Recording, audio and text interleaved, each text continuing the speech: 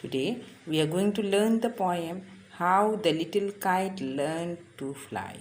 So here goes the poem.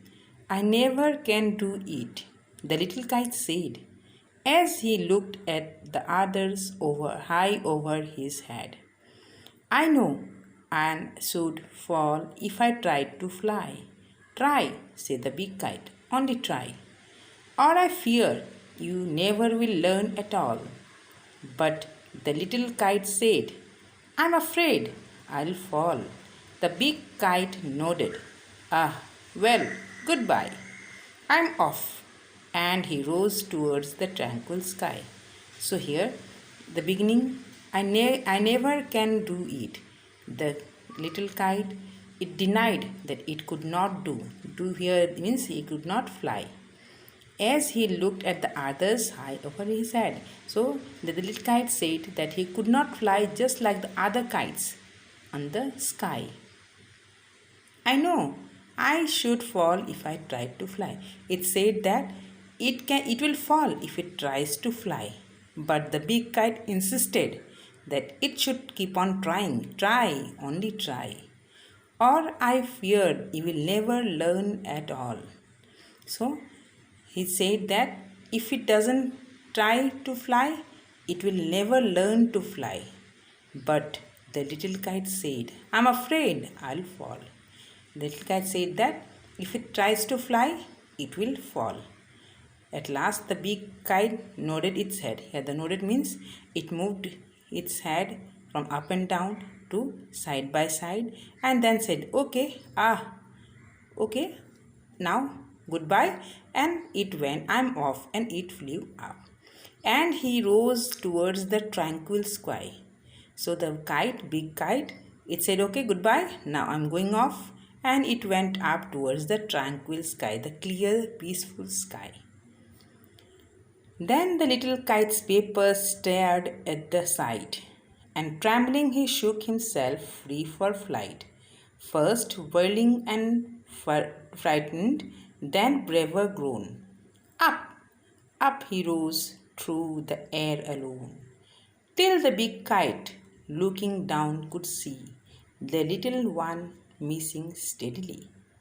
So then the little kite's paper steered at the side. It was inspired by the sight of the big kite flying high up in the tranquil sky. So it was inspired by that, and the kite's paper tried to steer. It tried to shake with fear, but still, and trembling, he shook himself free for flight, and then it started shaking itself, trembling itself, and then it shook himself and tried to fly. First, railing and frightened. Obviously, it was in fear, but it started moving round and round, and then became brave enough to rise up. And up it went through the air alone, till the big kite, looking down, could see the little one rising steadily. So the big kite was looking down at the little kite, and it could see the little one moving steadily. Slowly and slowly it was trying to rise up. Then how the little kite thrilled with pride. So as the little kite moved upward, it was filled with pride. It was very happy. And then as he sailed with the big kite side by side, it felt very happy when it rose high up in the sky and was with the big kite moving side by side, while far below he could see the ground and the boys like small spots moving around. So from the top of the sky, high up, it could see below the ground, and the boys, those who were playing, were looking like small spots moving around. They rested high in the quiet air, and only the birds and clouds were there, and rested high in the quiet air. So in the sky, it was there flying. From below we can see that it is resting, and only the birds and the clouds were the only companion in the sky. Oh, how happy I am, the little kite cried. Now it was very happy. The little kite cried here doesn't mean it was crying, but it was filled with joy and very happy. And all because I was brave and tried. So the little kite was very happy that he became braver, and it tried to fly, and ultimately it could fly up in the sky.